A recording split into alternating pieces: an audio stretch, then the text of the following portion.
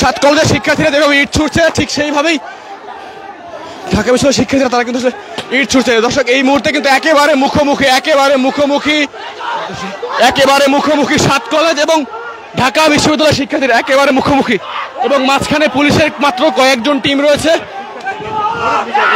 একেবারে মুখোমুখি ঢাকা কলেজ, সাত কলেজ এবং ঢাকা বিশ্ববিদ্যালয়ের শিক্ষার্থীরা একেবারে মুখোমুখি ঢিল ছুটছেন এবং বিভিন্ন লাঠি ছোটা নিয়ে কিন্তু এগিয়ে যাচ্ছেন, দেখতে পাচ্ছেন। দর্শক আসলে যদি একটু জানিয়ে রাখি যে আসলে একটি ঘটনার জেরে অর্থাৎ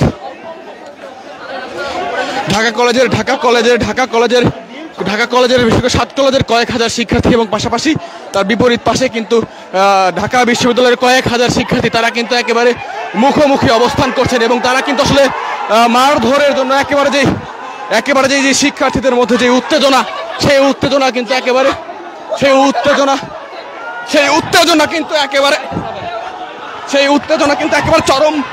চরম পর্যায়ে ধারণ করছে। দেখতে পাচ্ছেন যে একেবারে মুখোমুখি সাত কলেজ এবং ঢাকা বিশ্ববিদ্যালয়ের শিক্ষার্থীরা একেবারে মুখোমুখি, এবং যেই বাংলাদেশ পুলিশের টিম এবং ঢাকা বিশ্ববিদ্যালয়ের শিক্ষার্থীরা তারা কিন্তু একেবারে মুখোমুখি অবস্থান করছেন এবং একে অপরকে ঢিল ছুটছেন, পাল্টা ধাওয়া দিচ্ছে। এই কিন্তু একেবারে সাত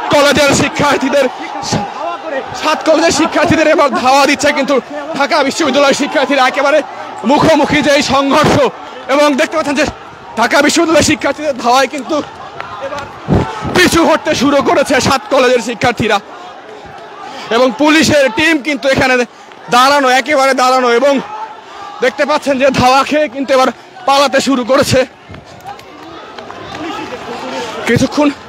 কিছুক্ষণ আগেই কিন্তু আসলে সাত কলেজের শিক্ষার্থীদের ধাওয়ায় কিন্তু পিছু হটতে শুরু করেছিল ঢাবির শিক্ষার্থীরা, এবং কিছুক্ষণ আগেই কিন্তু